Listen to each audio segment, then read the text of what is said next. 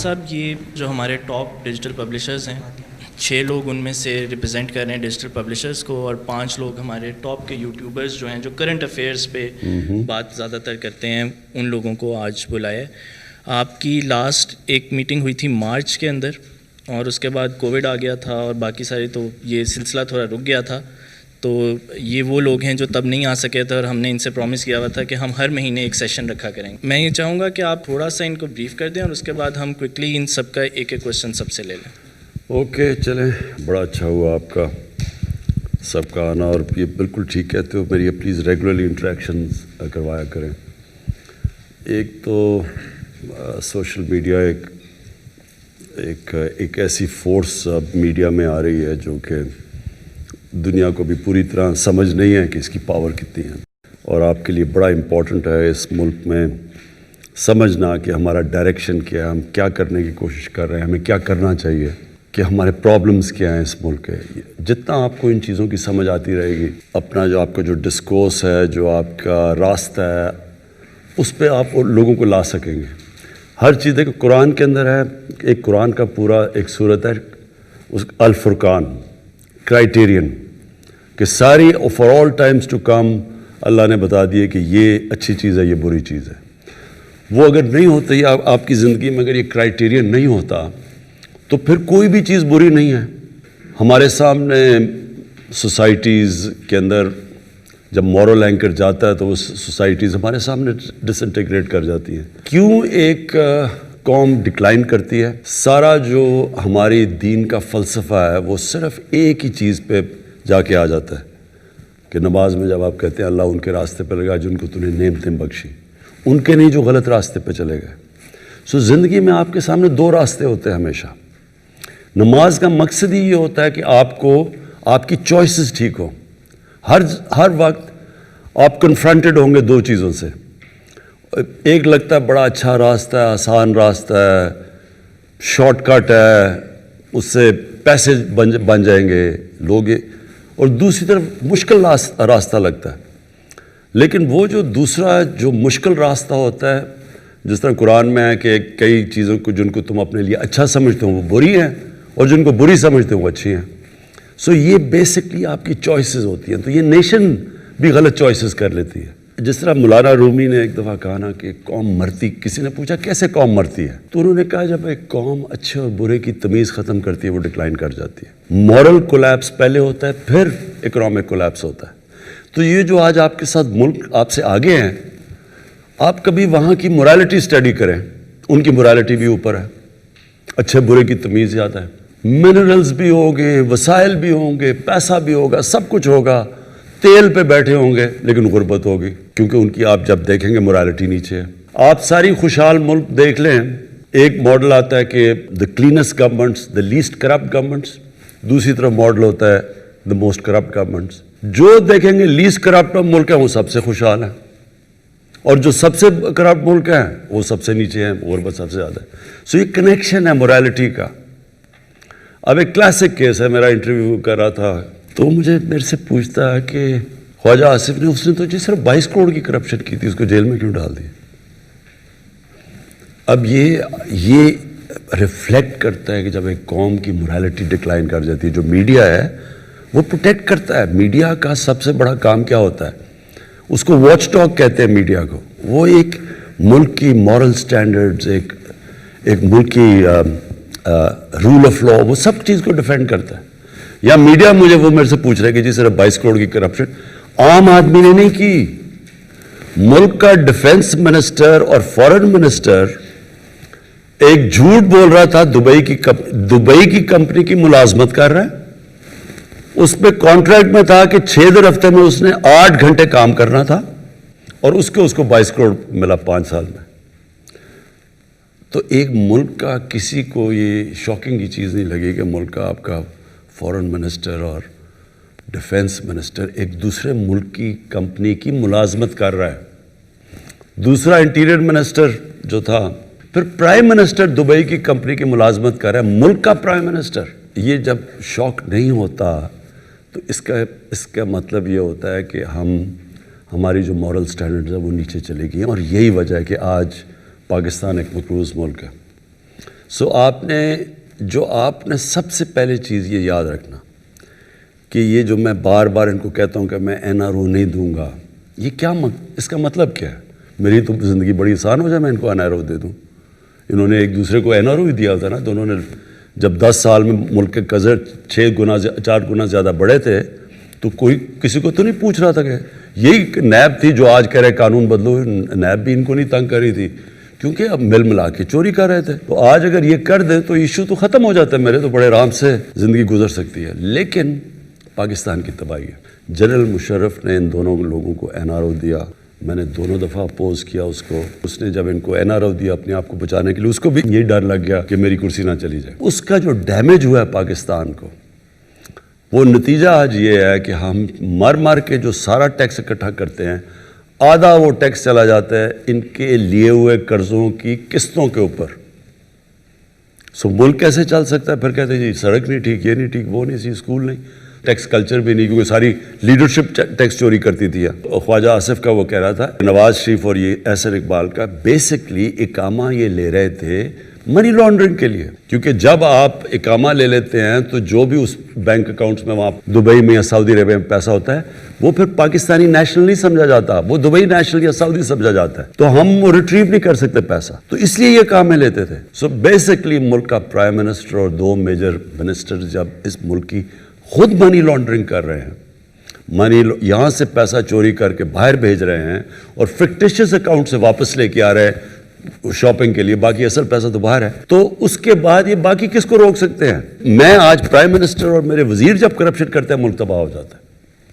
جو developing world ہے اس ساری ڈیولپنگ ورلڈ میں آپ ایک کسی کی بھی ڈیپتھ پہ چلے جائیں، ان سارے ملکوں کے پرائم منسٹر اور ان کے وزیر چوری کر کے ان سب کے بڑے بڑے محلات ہیں انگلینڈ کے اندر اور نیو یارک میں اور یہ دبئی میں، یہ سارے وہ لوگ ہیں جو کہ اپنے ملک کے جن کا کام ہے rule of law uphold کرنا، وہی کرپشن پہ لگے ہوئے ہیں، ٹیکس کی چوری بھی لگے ہوئے ہیں، پیسے بھی لگے ہوئے ہیں. یہ ایکچولی ملک کا یہ چل رہا ہے اس وقت. یہ بہت ڈیفائننگ مومنٹ ہے آج پاکستان کا. ساری گیم یہ چل رہی ہے کہ کیا ہم گھٹنے ٹیکتے ہیں ان سارے مافیا کے سامنے یا ہم سٹینڈ لے لیتے ہیں اور یا یہ تھریٹن کریں گے، بلیک میل کریں گے، ملک کو گرا دیں گے. بیسکلی ان نٹ شیل یہ گیم ہے. جو بھی چیز ہوتی ہے، الیکشن رگڈ ہے، ہم الیکشن نہیں مانتے، کوئی ثبوت نہیں دیا. آج ٹرمپ کہہ رہا ہے کہ میں نہیں مانتا، ان کا میڈیا کہتا ہے کہ but he has not given any proofs. وہ مانتے ہی نہیں ہے. جب آپ کہہ میں الیکشن نہیں مارتا، ہم نے جب کہا تھا کہ ہم الیکشن 2013 میں ہم پہلے سارے فورمز پہ گئے، الیکشن کمیشن میں، ٹرائیبیونلز میں، سپریم کورٹ میں، پارلیمنٹ میں، پھر ہم نے پوری ایویڈنس جمع کی. جو 4 حلقے ہم نے کہا تھا کہ ایز اے سیمپل وہ کریں تو ان کے اوپر پوری ایویڈنس لے کے آئے. اور پھر وہ جب عدالت میں گئے 4 حلقوں میں دھاندلی ثابت ہوئی. انہوں نے ابھی تک ایک چیز نہیں ہمیں بتائی کہ جی کوئی ایویڈنس ہے کرپشن کی. پہلے وہ بھی بلیک میل کی طریقہ تھا، ان کو بھی پتہ الیکشن ٹھیک ہوا. پھر انہوں نے کووڈ کے اوپر پوری کوشش کی. پہلے انہوں نے کہا لاک ڈاؤن کر دو، جس طرح ہندوستان کی مثال دے رہے تھے کہ اس طرح کا لاک ڈاؤن کر دو. پتہ تھا کہ لاک ڈاؤن ہوتا تو یہاں لوگوں نے بھوکے مر جانا تھا. جب نہیں کیا تو ساروں نے تنقید کی، اسمبلی میں بولتے رہے. جب سیکنڈ ویو آیا اور ہم ان کو کہہ رہے ہیں کہ اس وقت نہ اپنے جلد سے جلوس کرو، انہوں نے جلد سے جلوس شروع کر دیا. فیٹف کے اندر ان کی وجہ سے ہم گرے لسٹ میں تھے. ہم نے تو انہیرٹ کیا. اب ان کو پتا تھا کہ اگر فیٹف کی ہم بلیک لسٹ میں چلے جاتے ہیں ملک پہ سینکشنز لگ جاتی ہیں، تو انہوں نے اس کے اوپر بلیک میل کیا. فیٹف کا نیب کی آرڈیننس کو چینج کرنے میں کیا کنیکشن تھا؟ تو فیٹف کو انہوں نے استعمال کیا NRO لینے کے لیے. اوور کانفیڈنس میں ہو کے لکھ ہی دیا کہ یہ 34 سکے چینج کرو 38 میں سے، تو تب ہم فیٹف پہ ووٹ دیں گے. انٹرسٹنگ چیز یہ ہے کہ اتنے بے شرم ہیں. آصف زرداری کو نواز نے جیل میں ڈالا تھا 2 دفعہ، ہم نے نہیں ڈالا تھا. سارے کیسز ان دونوں کے دور میں ایک دوسرے پہ بنے ہوئے ہیں. ان کے اوپر انٹرنیشنل میڈیا نے ان کے اوپر کوریج جو ان کی پڑھ کے دیکھ لیں آپ، تو خیر بڑی ایزلی آپ گوگل کر سکتے ہیں کہ ان کے اوپر کتنی وہ کیپٹلز اکیلیز ہیل میں ان کے اوپر کیا کہا گیا. اور وہ جو BBC کی 2 ڈاکیومنٹ زرداری اور نواز پہ ہیں، تو ان کی کرپشن تو انٹرنیشنلی ڈاکیومنٹڈ ہے. اس کے باوجود اب دونوں اکٹھے ہو گئے صرف اور صرف ایک چیز کے لیے کہ پریشر ڈال رہے ہیں. اور فضل الرحمان 1992 کے بعد پاور میں سے نکلا ہی نہیں ہے کبھی. وہ سارا پہلی دفعہ ہم جس طرح کہتے ہیں نا کہ اسمبلی ڈیزل کے بغیر چل رہی ہے, یہ پہلی دفعہ ہے, کیونکہ 2018 تک تو یہ ہمیشہ پاور میں رہا. تو یہ سارے جمع ہوئے ہیں obviously for one thing, اور اس کے لیے آپ کا بہت بڑا رول ہے, کیونکہ یہ ڈیفائننگ مومنٹ ہے پاکستان میں. انشاءاللہ یہ جو ہم اور پبلک یہ انڈر اسٹیمیٹ کرتے ہیں پبلک کو, انہوں نے سمجھا بڑی پبلک نکلائے گی, ان کے ساتھ بڑی دنیا نکلائے گی. تو دنیا تو نکلتی ہے حکمرانوں کی کرپشن کے خلاف. ساری عرب سپرنگ جو ہوئی تھی, پلیز یہ یاد رکھیں 10 سال پہلے, وہ ان ریپرزینٹیو گورنمنٹس کی کرپشن کے اوپر لوگ نکلے تھے. Thank you for having this session with us. It's a real pleasure to be here with such a group of people to have an interactive and informal session. You mentioned a number of challenges that Pakistan is facing. One of the challenges that Pakistan has been facing for many years has been unrest in Balochistan. Recently, there was the killing of the Hazara Shia, which has happened several times before. I think that it would be very interesting to hear you speak about the historical roots of the issue in Balochistan and what the government can do to improve the lives of Balochis in the future, and also to change the perception of Balochistan both nationally and internationally, because there are many different narratives about Balochistan, both in Pakistan and outside of Pakistan. It's a very complex issue.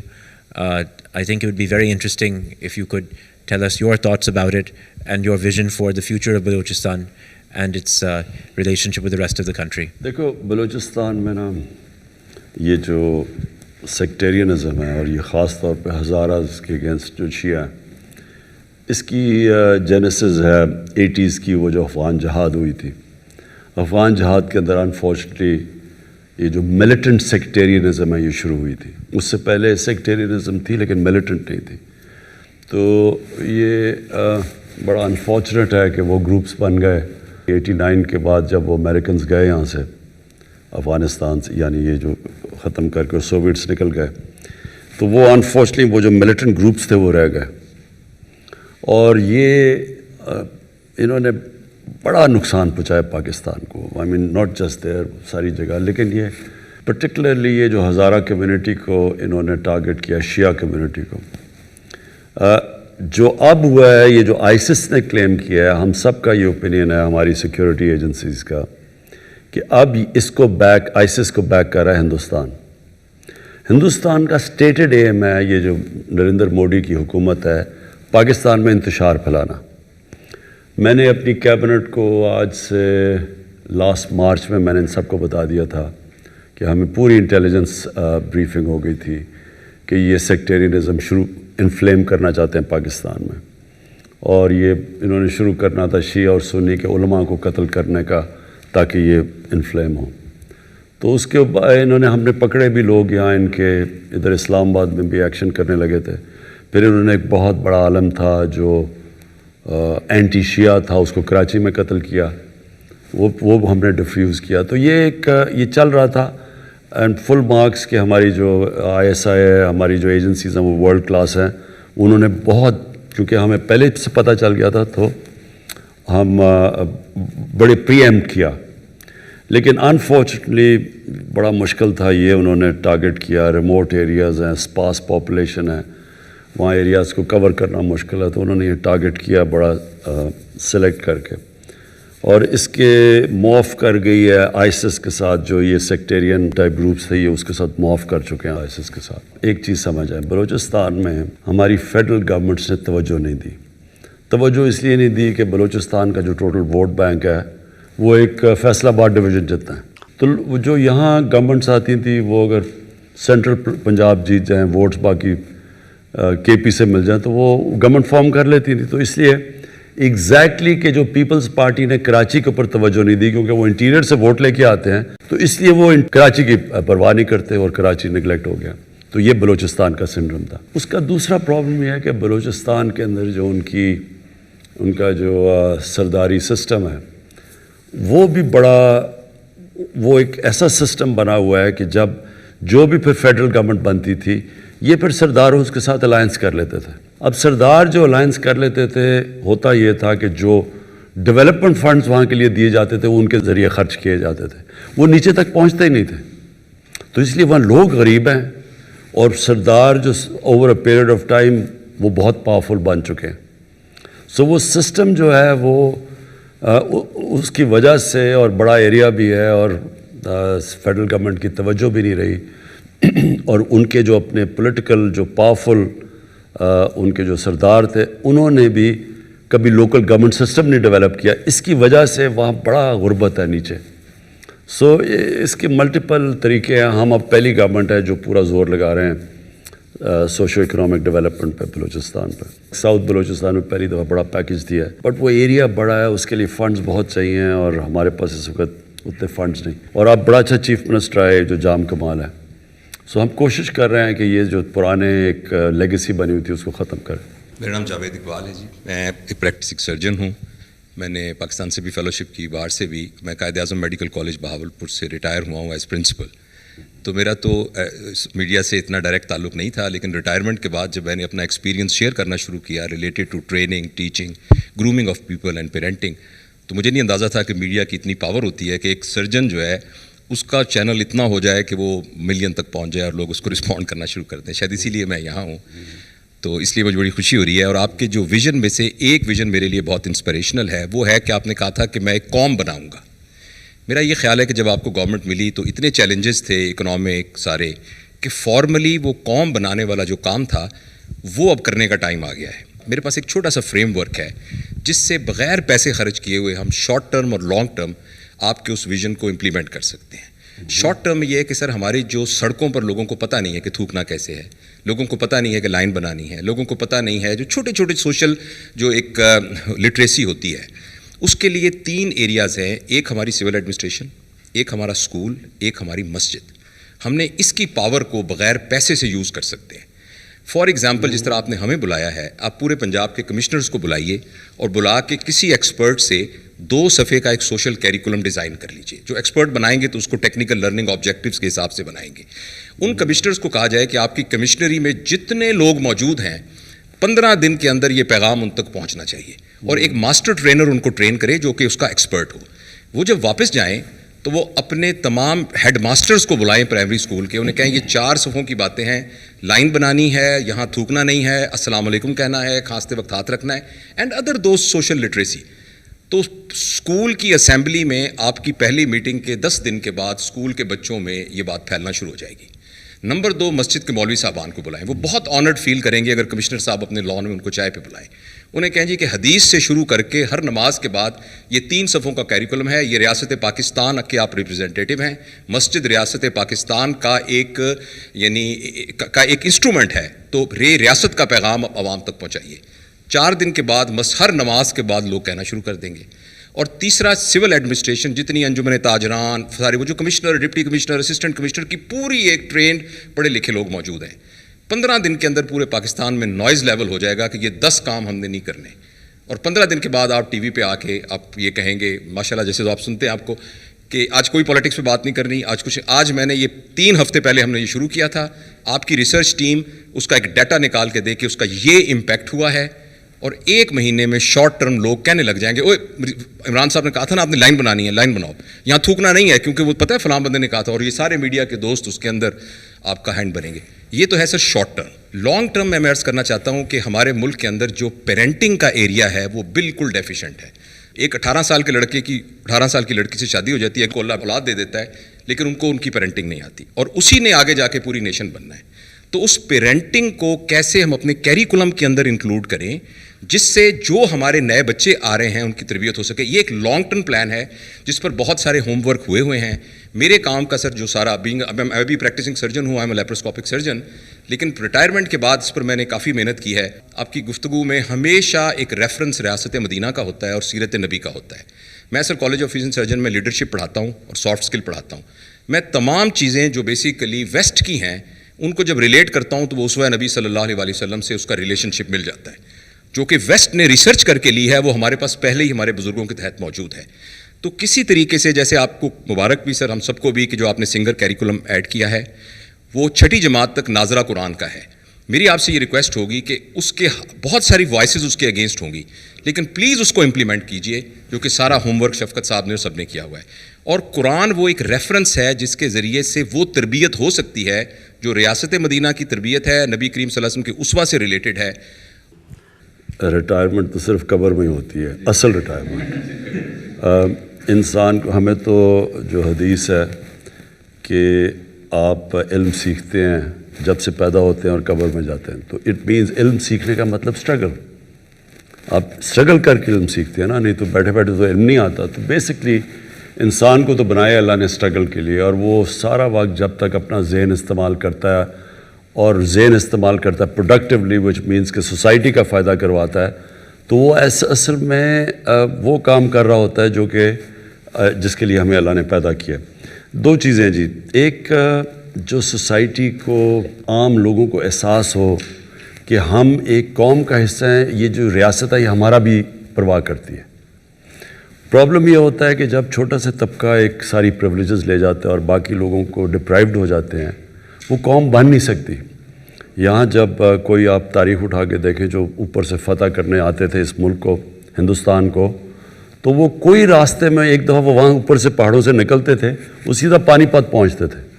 راستے میں رکاوٹ نہیں ہوتی تھی کیونکہ وہ قوم نہیں تھی. جو عام جو لوگ تھے ان کے کو نہ رائٹس تھے نہ کچھ تھے، فیوڈل سسٹم تھا.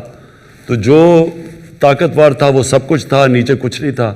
تو وہ پھر کوئی لڑتا ہی نہیں تھا، کیونکہ آزادی کے لیے لوگ لڑتے ہیں نا. تو جب میرے پاس ہے ہی کچھ نہیں تو میں کیوں لڑوں گا؟ اگر سکھ میرے اوپر حکومت کر رہے ہیں یا مسلمان کر رہے ہیں، مجھے کیا فرق پڑتا ہے؟ مجھے تو کوئی کچھ نہیں دے رہا. سب سے امپورٹنٹ چیز یہ ہے ہمارا جو احساس پروگرام ہے کہ ہم نے اپنے نیچے سے لوگوں کو لفٹ کرنا ہے اوپر.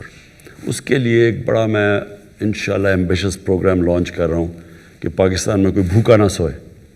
یہ بڑا ہم آئی ٹی کا پورا استعمال کر رہے ہیں اور پورا ایک پروگرام ڈیولپ کر رہے ہیں کہ کیسے ہم پہلے ہاٹ سپاٹس پاکستان میں دیکھیں، کون سے علاقوں میں لوگ بھوکے ہیں، سارا پہلے ڈیٹا ڈیولپ کریں، پھر ملک کو موبلائز کریں کہ ہم کیسے ان سارے علاقوں میں جو کمزور علاقے ہیں کھانا پہنچائیں. یہ بنیادی ضرورت، لوگ بھوکے نہ سوئیں. اور اس کے بعد ساتھ ساتھ باقی بھی کر رہے ہیں. یہ ون سنگل کریکولم کے اوپر آ رہے ہیں کہ نچلے لوگوں کو موقع ملے اوپر آنے کا. پھر جو ہیلتھ کارڈ لے کے آ رہے ہیں، یہ ایک انقلاب ہے پاکستان میں. کے پی میں اور پنجاب میں انشاءاللہ بائی اینڈ آف 21 ہر خاندان کے پاس ہیلتھ انشورنس ہوگی. یہ ایک ہیلتھ سسٹم کا انقلاب آنے والا ہے. جب ایک گاؤں کے ایک خاندان کے پاس ایک ہیلتھ کارڈ ہوگا تو وہ کسی بھی ہاسپٹل میں جا کے اپنا ہیلتھ کارڈ سے علاج کروا سکتے ہیں. تو پھر پرائیویٹ سیکٹر گاؤں اور چھوٹے شہروں میں چلے جائیں گے، ہاسپٹلز بنائیں گے. ان کو ہم علیحدہ انسینٹیوائز کر رہے ہیں ہاسپٹلز کو کہ چھوٹے شہروں میں جائے. گورنمنٹ کے پاس تو وسائل نہیں آتے زیادہ ہاسپٹل بنانے کے. تو کیونکہ وہ اس لیے نہیں جاتے غریب علاقوں میں یا چھوٹے گاؤں میں کہ ان کو پیسہ نہیں بنتا. تو جب ہیلتھ کارڈ آ جائے گا تو وہ تو کہیں بھی جا کے اپنا علاج کروا سکتے ہیں. تو یہ ایک بڑا ایمبیشس پروگرام ہے ہمارا، یونیورسل ہیلتھ کوریج، کہ عام آدمی کو ایک علاج ہو، اور سیکنڈلی پھر کہ ایک پورا ہیلتھ سسٹم بن جائے، ان کے ڈیوٹی فری اکوپمنٹ لا سکیں. پرائیویٹ ہاسپٹلز، اوقاف کی زمین اور ایک ایویکیو ٹرسٹ کی زمین جو پڑی ہوئی ہیں، ان ساروں کو ہم ان کو کنسیشن ریٹس پہ ہاسپٹل بنانے کے لیے موقع دیں. تو وہ ایک پورا ایک ہیلتھ ایجوکیشن ون سلیبس. اس کے بعد یہ جو یہ کھانا، اور پھر جو نیا پاکستان ہاؤسنگ ہے وہ اب لیٹ اس لیے ہوا کہ فور کلوجر لا انفارچونیٹلی عدالت میں پھنسا ہوا تھا. وہ جب تک وہ نہیں آتا گورنمنٹ بینکس لینڈ نہیں کرتے.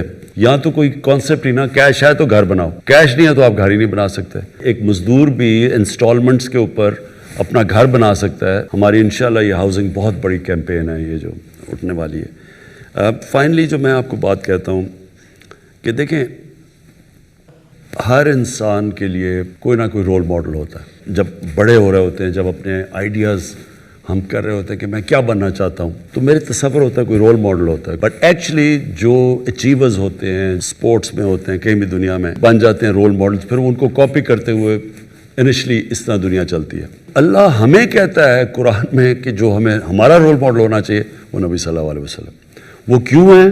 کیونکہ دنیا کی تاریخ پہ کسی انسان نے وہ اچیو نہ کیا ہے نہ کر سکتا ہے. تو وہ ان کے جو فیسٹس ہیں، ان کی پرسنالٹی کے، جو مدینہ کی ریاست تھی وہ ایکچولی ان کی سنت تھی. انہوں نے وہ جو سیٹ اپ کیا سپریم پاور بن گیا دنیا کی, اور وہ بھی ثابت کیا کہ وہ قوم جس کے پاس کوئی حیثیت ہی نہیں تھی. منگولینز بھی دنیا میں بڑی تیزی سے چھا گئے تھے, لیکن وہ 100 سال کے بعد وہ ختم ہو گئے تھے. یعنی وہ آہستہ آہستہ وہ اور قوموں میں ان کا کلچر ہی ختم ہو گیا تھا. اور لیکن منگولین اس لیے دنیا میں چھا گئے تھے کیونکہ انہوں نے نئی انوویشن کی تھی. ان کا کمان جو تھی وہ بڑی دور تک تیر مارتی تھی, اور پھر ان کے اسپیشل گھوڑے تھے, وار ٹیکنیک تھی. ان کا تو تھا ہی کچھ نہیں, انہوں نے تو کوئی انوویشن نہیں تھے. رومن ایمپائر اور پرشین ایمپائر تھا. تو ان ایک دم یہ دنیا کے اوپر جو حاوی ہوئے ہیں, یہ ایک دنیا کی تاریخ کا ایک بڑا یونیک ایک فینومینا ہے جس کو لوگوں نے اسٹڈی نہیں کیا. میں حیران ہوں کہ کبھی یہ نہیں اسٹڈی کرتا, کیونکہ وہ مغرب تو نہیں اسٹڈی کرے گا اس کو, کیونکہ ان کے تو انٹرسٹ نہیں ہے. ہماری انٹلیکٹس نے کیوں نہیں اسٹڈی کیا کہ وہی عرب تھے, وہ ایک دم کنورٹ ہو گئے اور مدینہ ہجرت کی تھی 622 میں. 636 یعنی 13 سال کے بعد اور 14 سال کے بعد 2 سپر پاورز ان کے سامنے گر چکی تھی without any innovation any thing. تو وہ ایک فینومینا ہے, اس لیے قرآن ہمیں کہتی ہے کہ ان کی زندگی سے سیکھو. سو اصل میں ہی از دا رول ماڈل جو آپ ابھی بات کر رہے ہیں نا. کیریکٹر بلڈنگ میں آپ جتنی ان کو اسٹڈی کریں گے, آپ وہ اچھا وہ جو دنیا میں ملک وہ چیزیں اڈاپٹ کرے گا وہ اوپر چلا جائے گا.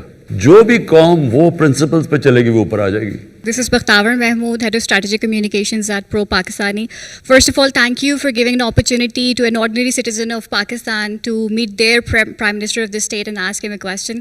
Really appreciate it, never happened before. Sir, میرا سوال آپ سے ٹیکس کلیکشن سسٹم اور FBR ریفارمس کے حوالے سے ہے. پچھلے 2-2.5 سال میں ہمارے جو ایک نوکری پیشہ طبقہ ہے یا مڈل کلاس جو لوگ ہیں, ان کے جن کا آلریڈی ٹیکس ڈیڈکٹ ہو رہا تھا, دے ور ویری مچ کنسرن کہ جی ٹیکس فائل کرنا ہے. لیکن یہ میسو اسکیل کے اوپر کب جائے گا؟ Like how long will it take for the FBR to create those reforms, and how long do you perceive کہ جو آپ کے پاس ایک ٹینجیبل چینجز جو ہیں وہ ہمیں کب دکھیں گے دا ٹیکس کلیکشن سسٹم؟ دیکھیں, جو ٹیکس مشینری ہے نا ہماری, وہ انفارچونیٹلی اب میں کیا ورڈ استعمال کروں, کرپٹڈ ہے, بہت کرپٹڈ ہے.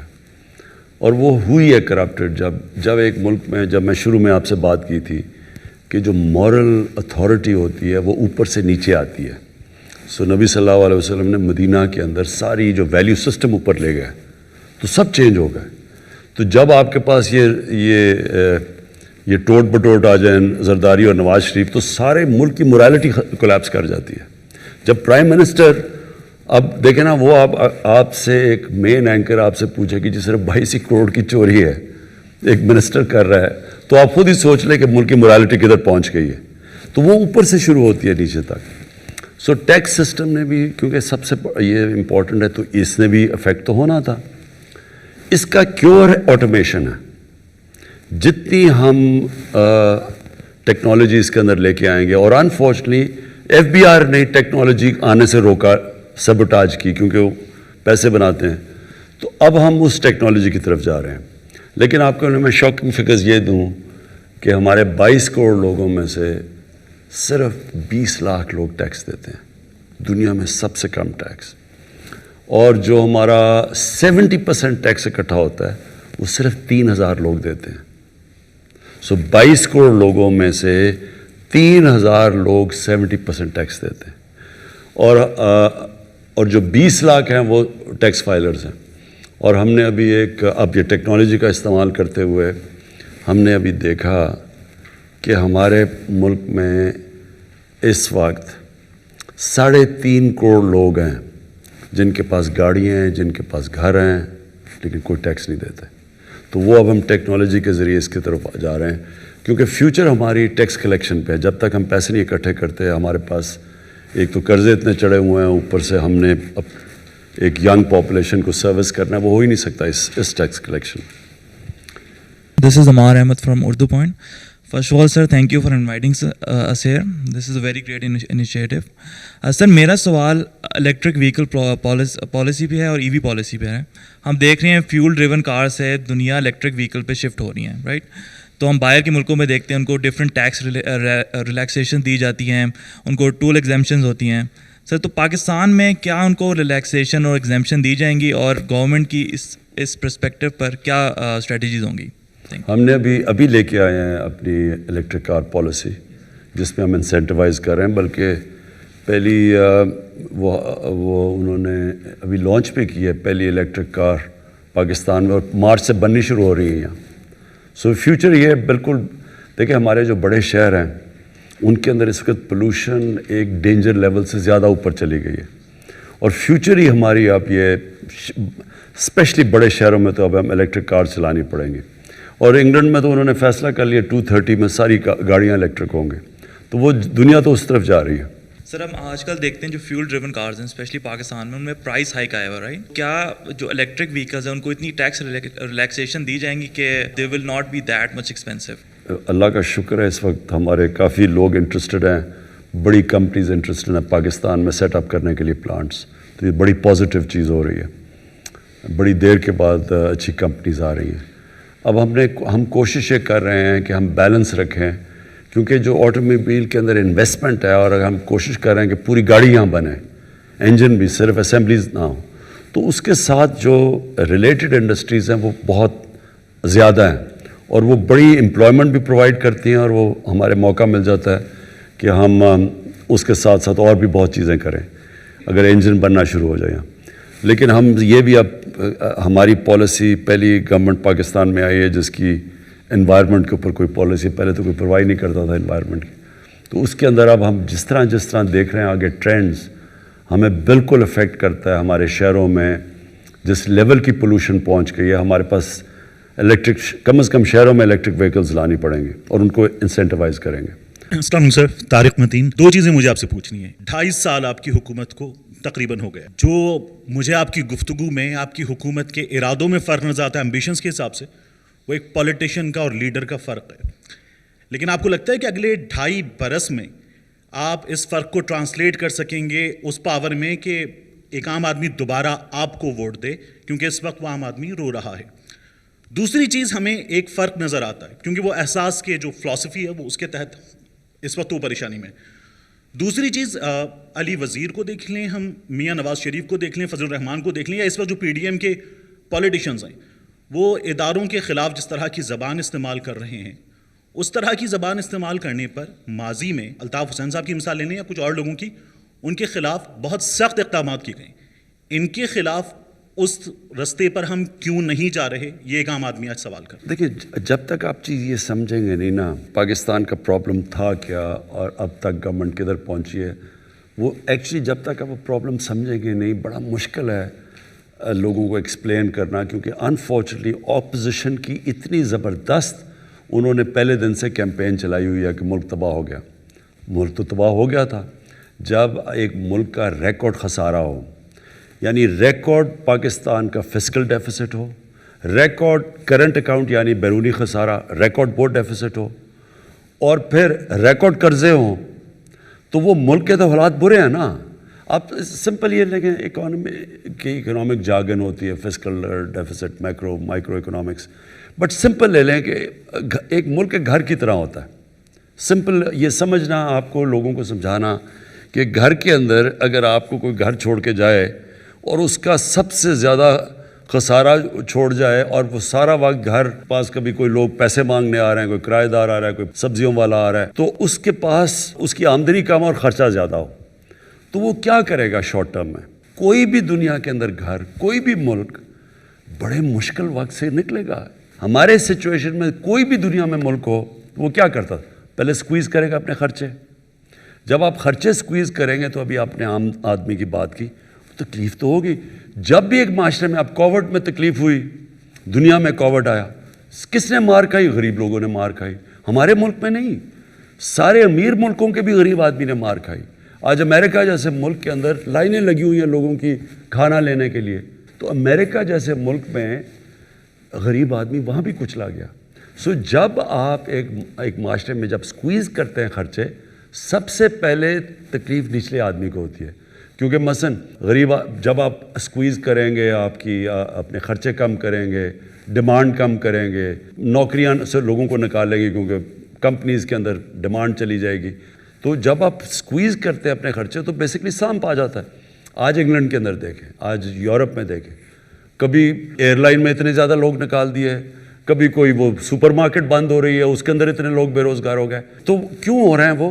کیونکہ ایک سکویز آ گیا ڈیمانڈ کی. تو جب آپ کے خرچے کم آپ کرتے ہیں تو ڈیمانڈ کو سکویز کرتے ہیں, خرچے کم کرنے کے لیے ڈیمانڈ سکویز ہوتی ہے, اس کے اندر غریب آدمی کو تکلیف ہوتی ہے.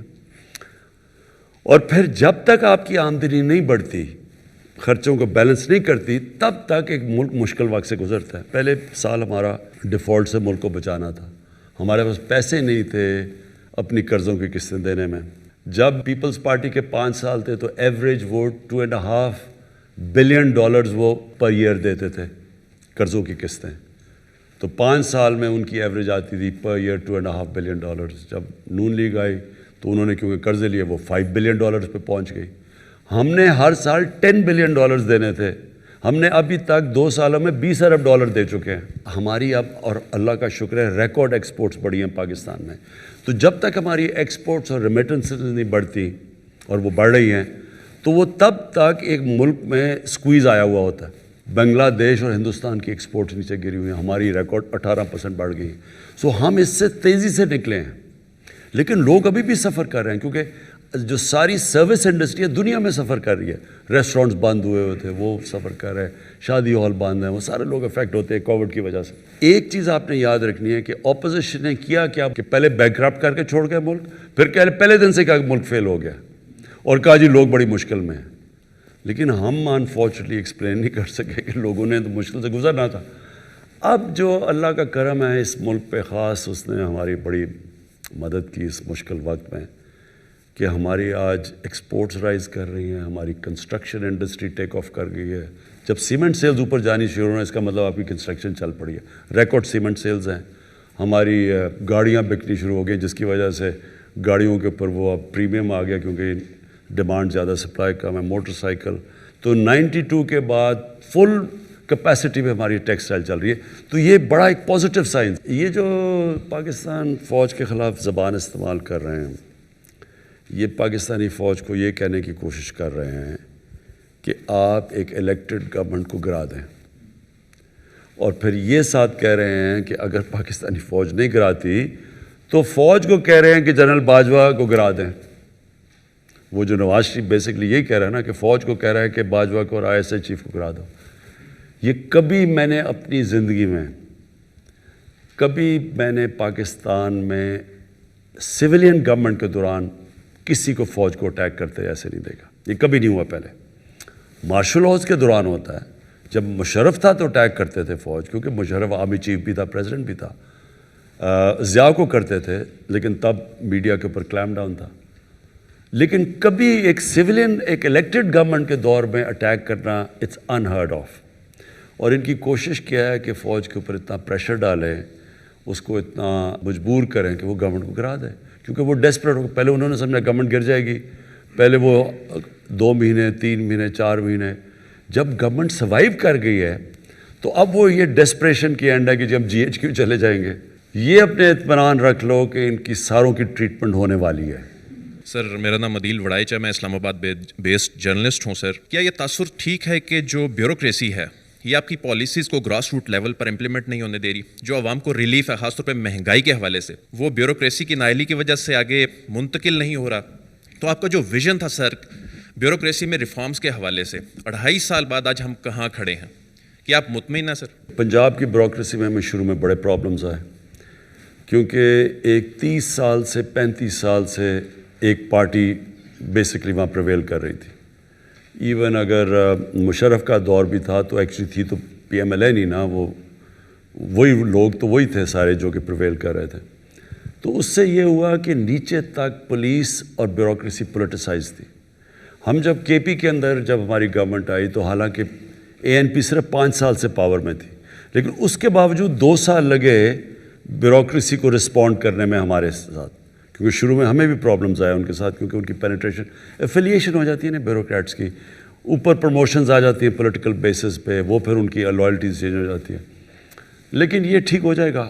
یہ تھوڑا ہمیں پرابلمس ہیں اور آئی ہمیں. جب بیوروکریسی سے آپ انٹریکشن ہوتا ہے تو آپ کو پتہ چلتا ہے کہ کس کی کیا کوالٹی ہے.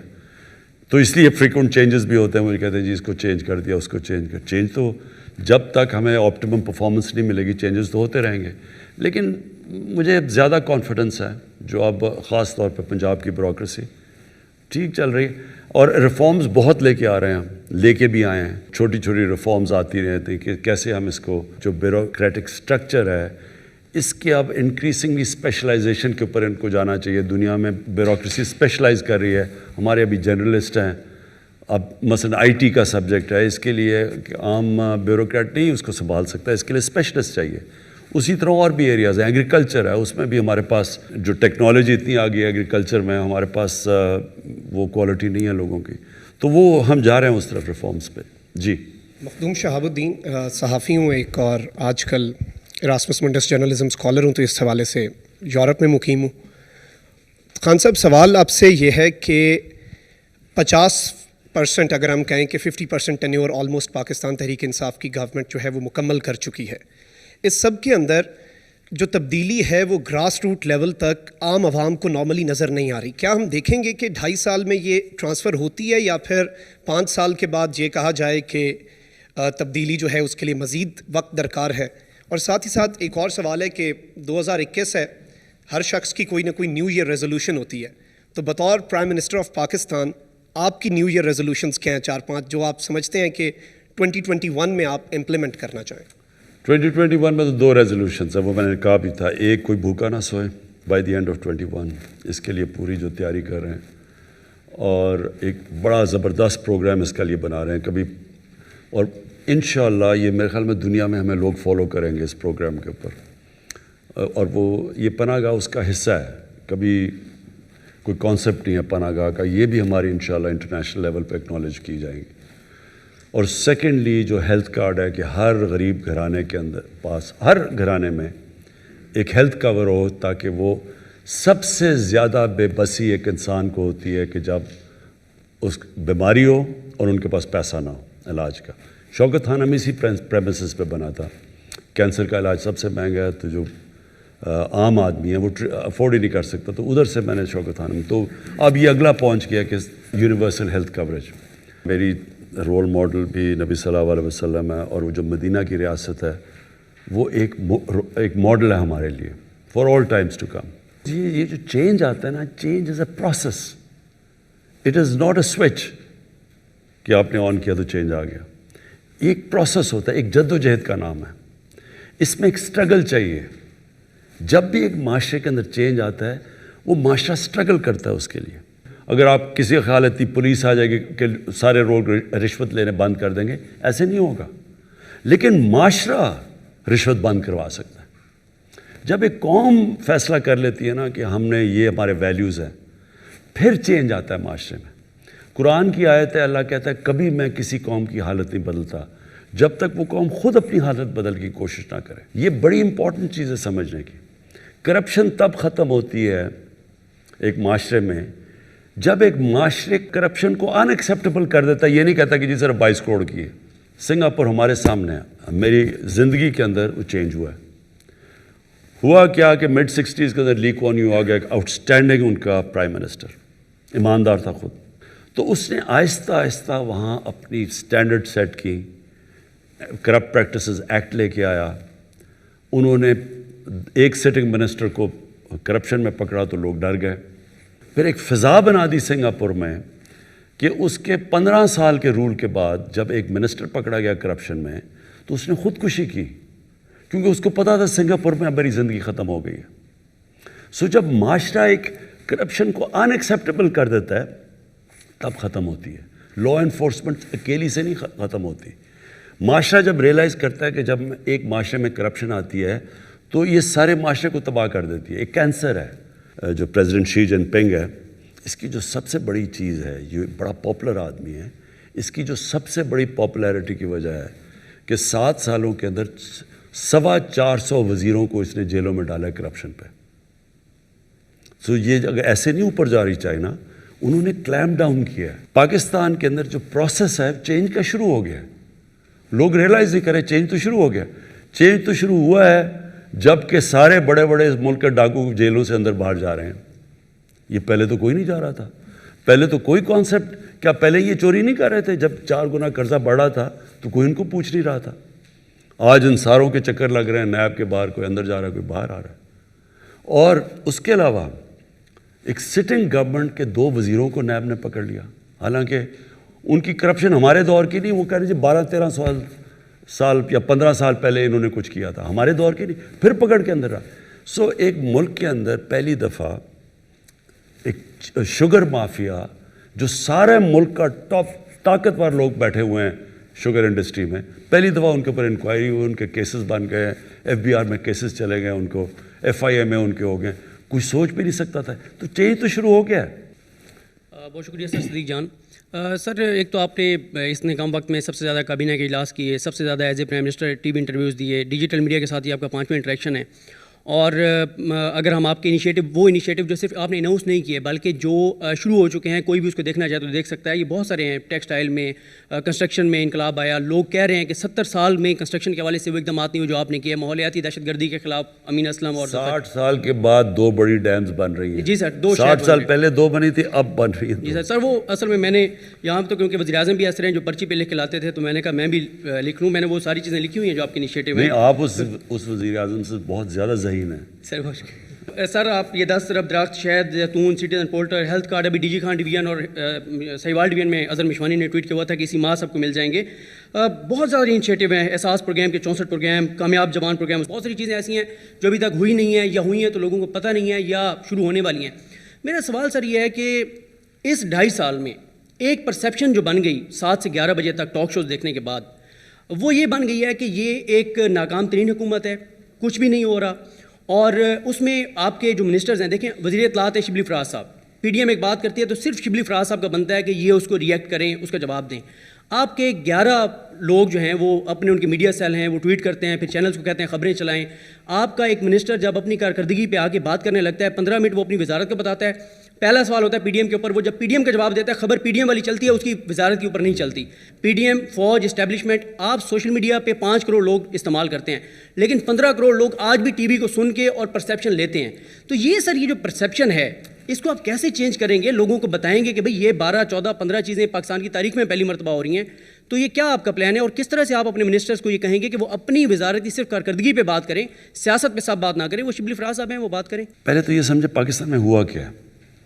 پاکستان میں 35 سال سے 2 پارٹیز، اور مشرف کے دور میں بھی یہی تھے، کیونکہ فضل الرحمان ادھر بھی تھا، مشرف کے دور بھی تھا. یہی زیادہ تر جو PMLN ہے یہ مشرف کے دور میں بھی کیوں بن گئی تھی اور انہوں نے سے پھر واپس ادھر چلے گئے. تو وہی لوگ بیٹھے ہوئے ہیں. یہ یاد رکھیں کہ ایک سٹیٹس کو کی بہت پاور ہوتی ہے. کنیکشنز بنے ہوتے ہیں، میڈیا میں ہوتے ہیں، ان کی نیچے تک بیوروکریسی میں، پولیس میں. تو جو سٹیٹس کو ڈسلوج کرنا ہے دنیا میں، صرف اگر صحیح طرح ڈسلوج ہوتا تو وہ خونی انقلاب ہوتا ہے. جب امیدز کو عباسی انہیں ختم کیا تو انہوں نے صرف ایک آدمی بچنے دیا امید کا، صرف ایک رائل فیملی سے بچا تھا، باقی سب قتل کر دیے. اور اسی طرح ہی جب عباسی ختم ہوئے تو اوپر سے لے کے نیچے سارے ختم کر دیے. تو انقلاب ایسے آتا ہے. جب رشین ریولوشن ہوئی تو انہوں نے زار کی ساری فیملی ختم کر دی. سو وہ جب آپ نیا انقلاب کا مطلب ہوتا ہے سٹیٹس کو چینج کرنا، اس کو ریپلیس کرتا ہے کوئی. یہاں تو عموماً اب جب خمینی کا انقلاب آیا ساری رائل فیملی ختم ایران سے. ہم نے ایک خونی انقلاب تو آیا نہیں، ہم نے تو بیلٹ کے ذریعے چینج لے کے آئے. اب چینج تو آ گئی، ہماری گورنمنٹ آ گئی، لیکن سارے کنیکشنز ان کے پرانوں کے بھی 30 سال کے بنے ہوئے ہیں.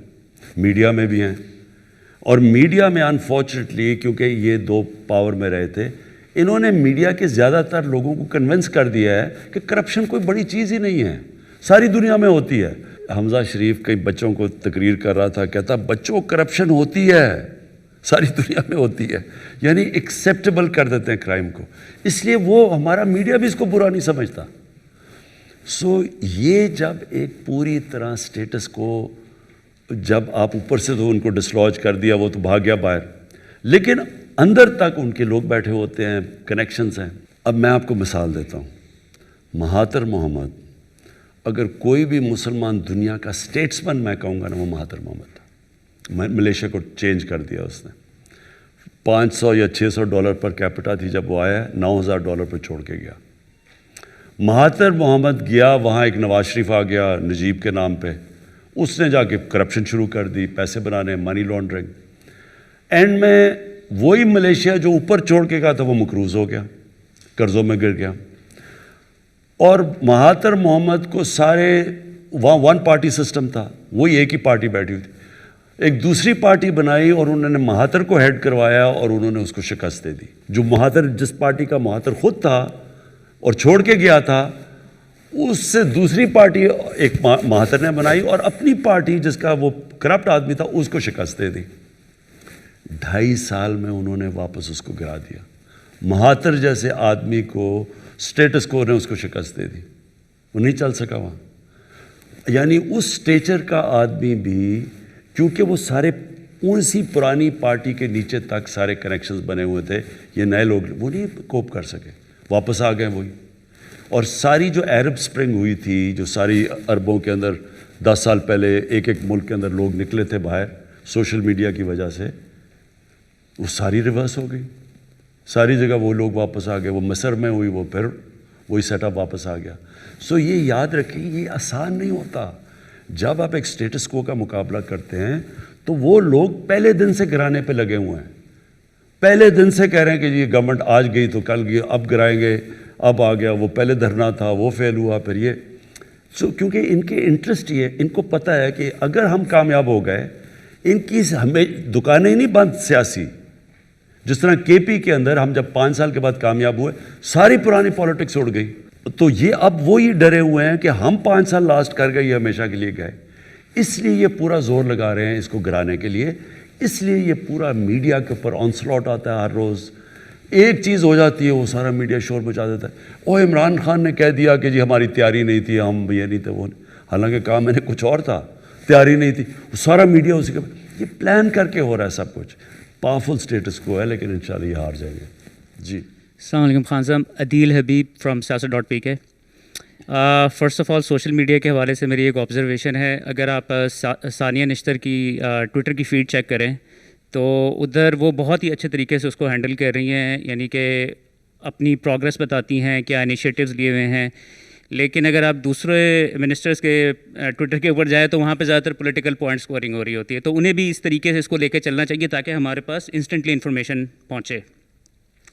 اس کا یہ ہے کہ ثانیہ ایک PhD ہے، ایک اس کی پڑھی لکھی عورت ہے، اور اپنے سبجیکٹ کو صرف پاکستان نہیں، ایک انٹرنیشنلی اس کا بڑا، اس میں بہت بڑا تجربہ ہے اس کا سوشل ورک کے اندر. ٹیکنوکریٹ کر سکتے ہیں چیزیں. انفارچونیٹلی جو پولیٹیکل لوگ ہیں وہ زیادہ تر پولیٹیکل ڈسکورس میں پڑے رہتے ہیں. آپ بات ٹھیک کہہ رہے ہیں ویسے، لیکن ان کو یہ کرنا چاہیے کیونکہ ان کو کوئی اپنی منسٹری سے کسی کو رکھ لینا چاہیے جو فیڈ کرے اس کو. جی السلام علیکم سر، دس از می دعا مرزا فرام ڈیلی پاکستان. میرے 2 سوال ہیں. احساس پروگرام آپ کی گورنمنٹ نے شروع کیا تھا اور اس کے تحت نوجوانوں کو بلا سود قرضے ملنے تھے اور ایک نوجوان فائنینشلی امپاورڈ ہونا تھا. لیکن اس کا ایک بڑا چنک جو ہے، ہم نے دیکھا کووڈ آیا تو آپ نے 12,000 روپے فیملیز کو دینا شروع کیے. ایک بڑا چنک 203 بلین کے قریب وہ اس میں صرف ہو گیا. تو مزید احساس پروگرام کو کیسے لے کے چلیں گے؟ کرونا کی وجہ سے ایمرجنسی ہمیں کیش ڈسٹریبیوٹ کرنا پڑا، اور وہ آبویس تھا کیونکہ لوگ بیچارے جو دیہڑی دار وغیرہ سارا، یہاں تو بہت بھوک تھی، اور وہ بہت زبردست پروگرام تھا. قرضوں کا بھی ہے اور پھر ان کائنڈ بھی. وہ دیہاتوں کے اندر وہ جو غریب عورتوں کو مرغیاں، گائے، بھینسیں، بکریاں دے رہی ہیں. جی دوسرا، پولیس ریفارمز پہ آپ اکثر بات کرتے ہیں، لیکن ہم نے دیکھا کہ پولیس گردی کے واقعات دن بدن بڑھتے ہی جا رہے ہیں. حال ہی میں اسامہ ستی کیس ہوا، کل لاہور میں 2 واقعات پیش آئے. تو یہ کیا ہونے جا رہا ہے؟ پولیس گردی کے واقعات ہیں پر پولیس افسران باغی نظر آتے ہیں. دیکھیں، سب سے پہلے تو یہ آپ کو ریئلائز کرنا چاہیے کہ یہ جو ایک پرانے سسٹم کو ٹھیک کرنا دیر لگتی ہے. میں آپ کو مثال دیتا ہوں. ہم نے شوکت تھانہ پشاور کو 3.25 سال میں سیٹ اپ کیا، اور وہ آج جوائنٹ کمیشن انٹرنیشنل، جو کہ ایک ایکریڈیٹیشن ایجنسی جو دنیا میں انٹرنیشنل لیول کے ہاسپٹلس کی سرٹیفیکیشن کرتی ہے، وہ آپ کے ملک میں آتی ہیں، آپ کی پوری آڈٹ کرتی ہیں. تو اس وقت صرف 2 ہاسپٹلز، 2 شوکت خانہ میں جن کو سرٹیفیکیشن ملی ہوئی ہے جوائنٹ کمیشن انٹرنیشنل کی، اور ایک آغا خان ہے اور ایک الشفا ہے. صرف 4 ہاسپٹل ہیں پاکستان میں جن کو اگر دنیا کے میپ میں سمجھا جاتا ہے انٹرنیشنل سٹینڈرڈ. تو وہ جو انٹرنیشنل اسٹینڈرڈ کا دوسرا کینسر ہاسپٹل وہ صرف 3.25 سال میں ہم نے بنایا ہے اور آج اس کو مل چکی ہے وہ. اس کے as opposed lady reading hospital ہے, ہم اس کے اوپر 7 سال سے کوشش کر رہے ہیں, ابھی تک ہم اس کو اس لیول پہ نہیں لا سکتے, کیونکہ جو پرانے ہاسپٹل کو ٹھیک کرنا اور اس کے سسٹمز کو ٹھیک کرنا وہ بہت مشکل ہے. نیا آج آپ نئی پولیس فورس سیٹ اپ کر سکتے ہیں, کوالٹی کی بن جائے گی آپ کی. موٹر وے پولیس بعد میں بنی تھی, موٹر وے کی سٹینڈرڈ اور ہے, باقی پاکستان کی پولیس جو پرانی چلی آ رہی ہے اس کے لیے مشکل ہے زیادہ. سو یہ یاد رکھنا کہ جب آپ ایک سسٹم کو ٹھیک کرنے کی کوشش کر رہے ہوتے ہیں اس میں ٹائم لگتا ہے. 1993 میں ایک لاہور ہائی کورٹ نے رپورٹ منگوائی تھی, ایگزیکٹلی جو آپ نے میرے سے بات پوچھی ہے کہ پولیس میں کیوں یہ ایشوز ہیں, لاہور ہائی کورٹ نے پوچھا کہ پنجاب پولیس میں کیوں ایشوز ہیں. تو اس وقت کے جو آئی جی تھے عباس خان, انہوں نے 92 یا 93 میں ایک رپورٹ دی لاہور ہائی کورٹ میں. اس میں انہوں نے کہا کہ 25,000 یہ شریف تھے تب دونوں, یہ ٹوٹ بٹوٹ جو دونوں تھے, 25,000 انہوں نے پولیس والے بھرتی کیے پنجاب پولیس میں, 25,000 آؤٹ آف میرٹ. ان میں سے زیادہ تر پیسے دے کے وہ پولیس والے بنے, اور پھر اس کی جو ڈیمنگ چیز تھی کہ ان میں نون ہارڈنڈ کرمنلز کو انہوں نے پولیس میں بھرتی کر لیا. یہ 92-93 کی بات ہے. سو جب یہ ہوا ہے پولیس کے اندر تو یہ نہ ایکسپیکٹ کریں کہ ایک دم ٹھیک ہوگا. نیا ہمارا ایک سی سی پی او ہے, لیٹس سی واٹ ہیپنس. جی پرائم منسٹر, میرا نام عیسیٰ نقوی ہے, اسلام آباد بیسڈ جرنلسٹ ہوں. آپ نے آغاز میں بات کی کہ ممالک نے چوائسز ان کو آپٹ کرنا ہوتا ہے, فیصلے لینے ہوتے ہیں. گزشتہ 2.5 سال میں آپ کی حکومت نے بہت سارے فیصلے لیے, چوائسز ریجنل افیئرس کے حوالے سے. 2 چیزیں میں آپ سے پوچھنا چاہتا ہوں. ایک تو بھارت کے ساتھ کیا موجودہ جو state of relationship, I will not go into the details, سب کو معلوم ہے, موجودہ حالات میں از دیئر اینی چانس کہ انڈیا کے ساتھ بات ہو سکتی ہے؟ اگر نہیں ہو سکتی تو وہ کون سی پری کنڈیشنز ہیں جس میں ہو سکتی ہے؟ ایک تو یہ بتا دیں. دوسرا, بھارت از اے نون ایڈورسری, اور ہسٹوریکلی جو گلف کنگڈمز ہیں, ایمریٹس ہیں, وہ ہمارے دوست ممالک رہے ہیں. اب ان کے کچھ ریسنٹ اوورچرز ہیں, نیول ایکسرسائزز ہیں, جوائنٹ ملٹری ایکسرسائز ہیں, جوائنٹ ڈیفینس پروڈکشن ہے, ان کے تعلقات. ڈو یو تھنک کہ جو انڈین ریچ آؤٹ یا جو ان کا ریلیشن شپ بلڈ ہو رہا ہے اس نے ہمارا ریلیشن شپ کمپرومائز کر دیا ہے, خاص طور پر سعودی عرب اور ان ممالک کے ساتھ؟ دیکھیں, جو آپ کی انٹرنیشنل ریلیشن شپ ہوتی ہے نا, وہ ایک ڈائنامک پروسیس ہے, وہ ایک اسٹیٹک نہیں ہوتا, وہ کانسٹنٹلی چینج ہو رہا ہوتا ہے, اور اس میں بڑی اور بھی ویریبلز آ جاتے. جو ہندوستان ہے اس سے تو کلیئرلی جب تک وہ کشمیر میں جو انہوں نے کیا ہے آرٹیکل 370 کو ریووک کیا, جب تک اس کو ریسٹور نہیں کرتے بات چیت نہیں ہو سکتی. جو انڈیا میں ایکچولی گورنمنٹ ہے وہ ٹائم بتائے گا. میرے خیال میں سب سے زیادہ اگر ہندوستان کو نقصان پہنچے گا وہ یہ مودی حکومت پہنچائے گی, مور دین کسی کوئی دشمن اتنا نقصان نہیں پہنچا سکتا. لیکن جو ہماری باقی ریلیشن, میرے خیال میں ہماری اس وقت بڑی دیر کے بعد بڑی اچھی ریلیشن شپس ہیں. یعنی امریکہ کے ساتھ ہماری کوئی اب وہ ریلیشن شپ نہیں ہے جو ہمیشہ آرڈر ہوتا تھا جی اب یہ کرو تو وہ کرو, ڈو مور کرو. ہماری ایک بہت رسپیکٹیبل ریلیشن شپ ہے ان سے بڑی مشکلوں کے بعد. اور ہماری افغانستان کے ساتھ بڑی اچھی ریلیشن شپ ہے. جو گورنمنٹ ہے سارا وقت افغانستان پہلے تو ہمیں بلیم کرتی تھی, آج ہماری ان سے بڑی اچھی انڈرسٹینڈنگ ہو گئی. اور طالبان سے بھی ہم بات, یعنی ہم نے یہ ٹاکس کروائی ہیں. ایران سے ہماری بڑی اچھی ریلیشن شپ ہے اس وقت. لیکن سعودی عربیہ سے بھی ہماری کسی سے ایڈورسل ریلیشن شپ نہیں ہے. سب سے ہے کہ تھوڑی کوئی ٹیمپریچر اوپر چلا جائے گا نیچے آ جائے گا, وہ ہوتا رہتا ہے انٹرنیشنل ریلیشن. لیکن کوئی دشمنی کسی سے نہیں ہے ہماری سوائے اس وقت ہندوستان سے, جو کہ پوری کوشش کر رہا ہے پاکستان کو ڈی اسٹیبلائز کرنے. کوئی question, I T I project start ہو رہا ہے استنبول, تہران, اسلام آباد ٹرین لائن. ہم نے ایک بارڈر بھی نیا اوپن کیا ایران کے ساتھ. ریجنل اپروچ رشیا کے ساتھ, ترکی کے ساتھ, ایران کے ساتھ, کیونکہ یہ وہ ڈیسیجنز ہیں جن کی پولیٹیکل کاسٹ ہے. تو regional approach, are we going ahead with our relationship, اور اس میں کوئی کمپرومائز نہیں ہوگا؟ ہماری ٹرکی سے تو خیر بہت اچھی ریلیشن شپ ہے, اور ایران سے پہلے ہماری اوبیسلی ہماری جو لاپ سائڈ ریلیشن شپ تھی. اس لیے ایران سے بڑی ایک شروع میں اتنی ایسی ریلیشن شپ نہیں تھی جو آج ہے. آج ہماری بڑی اچھی انڈرسٹینڈنگ ہے. پرابلم یہ ہے کہ ایران کے اوپر سینکشنز لگی ہوئی ہیں. اگر ہم ان سے وہ لیول کی ٹریڈ کرتے ہیں ہمارے پہ سینکشنز لگ جاتی ہیں. وہ پاکستان افورڈ نہیں کر سکتا اس وقت. دیکھیں فارن پالیسی میں ایک چیز یاد رکھیں, جو پرائرٹی ہونی چاہیے وہ اپنا ملک اپنے پیر پہ کھڑا ہو. جب تک آپ اپنے پیر پہ کھڑے نہیں ہوتے آپ کی فارن پالیسی کبھی بھی اس طرح کی انڈیپینڈنٹ اور پاورفل نہیں ہو سکتی جو ایک آزاد ملک کی ہوتی ہے, جو فائنینشلی اپنے پیر پہ کھڑا ہو.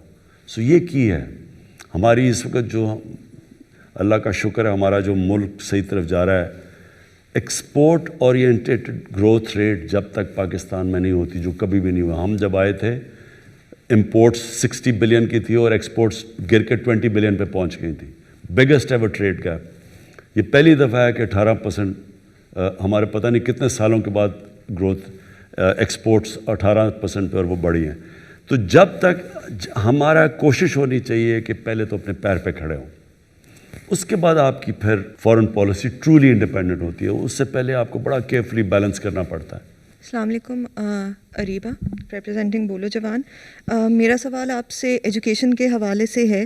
And I understand of course 18th amendment کے بعد education is a provincial subject, but ابھی ہم نے پینڈیمک کے دوران NCOC میں بھی we've seen some excellent coordination between the provincial ministers and the Federal Ministry for Education. There's talk of a single national curriculum. There's talk of 2009 کے بعد پہلی دفعہ of a national education policy.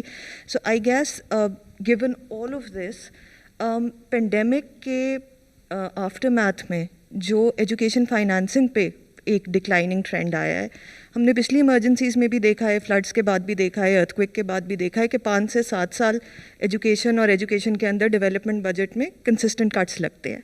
اس دفعہ بھی وہ ہم نے ٹرینڈ پنجاب میں دیکھا, 19% کا ڈیولپمنٹ ایجوکیشن بجٹ پہ کٹ لگا, بلوچستان میں 27% کا لگا, فیڈرل ایریا میں صرف 1% انکریز آیا اگر پچھلے سال سے کمپیئر کریں. And probably the most disturbing aspect is کہ اس وقت شاید خیبر پختونخوا سب سے اچھا کر رہا ہے, گیون کہ ان کا 43% انہوں نے اپنا ایجوکیشن ڈیولپمنٹ بجٹ میں انکریز لے کر آئے, لیکن اس کے باوجود جو ایک بڑا حصہ ہے ایجوکیشن بجٹس کا وہ نان ڈیولپمنٹ ایکسپینڈیچرز پہ جا رہا ہے. So K P with its phenomenal performance in the past 2 years is still servicing almost 81% of its education budget non development expenditures کے لیے. سب سے اچھا فیڈرل ایریا ہے, وہ بھی 71% ڈیڈیکیٹڈ ہے, بلوچستان میں 91% ڈیڈیکیٹڈ ہے, پنجاب میں 88 ہے. How, given the pandemic now and the economic hit that we've taken, and given the fact that we are hosting the second largest population of out-of-school children in the world right now, how will we prioritize education? Emergencies to aati rahengi kyunki, and then within education, development expenditure. دیکھیں میں نے شروع میں آپ سے بات کی کہ جب آپ کے ٹوٹل ٹیکس کلیکشن آدھی ٹیکس پہلے کم ہو, کیونکہ آپ کو بتایا کہ صرف 3,000 لوگ 70% ٹیکس دیتے ہیں, لوگ تو ٹیکس نہیں دیتے, تو پہلے وہ اور پھر آدھی چلی جائے قرضوں کی قسطوں پہ, تو ملک کے لیے اتنا کم پیسہ کافی نہیں ہے ملک چلانے کے لیے. سو کہیں نہ کہیں کٹس لگتے ہیں, اور انفارچونیٹلی جو ایریا جدھر ہمیں, کیونکہ سارے ایمرجنسیز ایریاز ہوتے ہیں, کہیں لگژری پہ تو پیسہ خرچ نہیں ہو رہا, تو ادھر پھر یہ سفر کرتا ہے ہمارا ایجوکیشن کی ایکسپینشن. میرے خیال میں کہ یہ جو ہمارا پہلا سال گزرا اسٹیبلائزیشن, دوسرا سال ایکچولی کووڈ کی وجہ سے ہم ڈسپائٹ کووڈ ہم سارے ریجنل ملکوں میں سے سب سے بہتر نکل چکے ہیں اکنامکلی. لیکن جب تک یہ جو ہمارا آگے آپ جو جانے کا طریقہ ہے, ویلتھ کریٹ کر کے کنسٹرکشن انڈسٹری کو, ایکسپورٹس کو, آئی ٹی کو, ٹورزم کو, یہ ایک ایسے ایریاز ہیں جدھر بڑا ہم تیزی سے اپنی ویلتھ کریٹ کر سکتے ہیں, اس کا پھر میجر چنک ایجوکیشن کے اوپر لگائیں, کیونکہ ابھی تک ہمارے پاس اتنا پیسہ نہیں ہے جتنا ہمیں ایجوکیشن پہ لگانا چاہیے, ہمارے پاس ہے ہی نہیں. میں آپ کو پھر مثال دے رہا ہوں کہ امریکہ میں $2.8 ٹریلین انہوں نے یعنی 28,000 ارب روپیہ انہوں نے اسٹیمولس دیا ہے, ہم نے 8 ارب دیا ہے. یعنی یہ اتنی بڑی ڈسکریپنسی اب جب آپ دیکھتے ہیں تو وہ کہیں نہ کہیں ملک تو سفر کرتا ہے، تو ہمارا بڑا زیادہ شیئر جائے گا ایجوکیشن کی طرف. اس وقت یہ بھی بہت بڑا ہینڈی کیپ ہمیں کہ جو کئی ایسے سبجیکٹس تھے جو سینٹرلائز ہونے جو فیڈرل گورنمنٹ کے نیچے ہونے چاہیے تھے. 18 امینڈمنٹ کے بعد فریگمنٹ ہو گیا سسٹم ہمارا، تو ہم اتنا نہیں کہہ سکتے ہر صوبے کو کہ آپ یہ کریں، کیونکہ وہ صوبہ پھر کہتے ہیں جی میری تو یہ پرائیورٹی ہے، میں ادھر. اس سے تھوڑا ہمیں ایشو ہے. But I agree with you کہ کوئی ملک ترقی نہیں کر سکتا ایجوکیشن کے بغیر.